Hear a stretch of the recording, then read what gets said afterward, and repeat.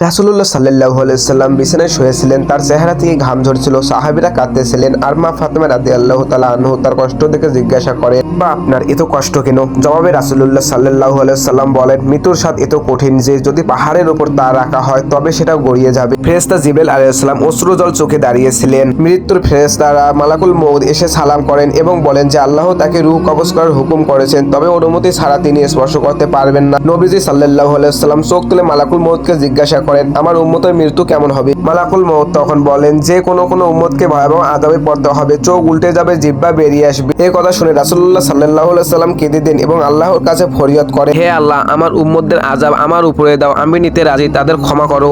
জান কবজ করার সময় নবীজি সাল্লাল্লাহু আলাইহি সাল্লাম জিবরাইল আলাইহিস সালামকে জিজ্ঞাসা করেন, জিবরাইল আলাইহিস সালাম, এবারে তুমি কি থাকছো? জিবরাইল আলাইহিস সালাম জানান যে এটি তার শেষ দেখা, এরপর দুনিয়াতে তার আর আশা হবে না। নবী সাল্লাল্লাহু আলাইহি সাল্লাম তাকে আল্লাহর কাছে তার উম্মতকে ক্ষমা করার জন্য বলতে বলেন। এরপর রাসূলুল্লাহ সাল্লাল্লাহু আলাইহি সাল্লাম আসমানের দিকে তাকিয়ে তার শেষ কথা বলেন, উম্মতি উম্মতি, আর সেই সাথে তার জান মালাকুল মউতের কাছে দিয়ে দেন। বক্তা বলেন যে রাসূলুল্লাহ সাল্লাল্লাহু আলাইহি সাল্লাম মৃত্যুর সবচেয়ে কঠিন যন্ত্রণা নিজের জন্য নিলে শুধু যেন আমরা জাহান্নামের আগুন থেকে বাঁচতে পারি। শেষে তিনি শ্রোতাদের প্রতি আহ্বান জানান যে এখনো সময় আছে, যেন তারা সিজদা করে আল্লাহর কাছে ফিরে আসে এবং ক্ষমা চায়। ভিডিওটা ভালো লাগে লাইক কমেন্ট শেয়ার করবেন এবং সাবস্ক্রাইব করতে ভুলবেন না। আল্লাহ হাফেজ।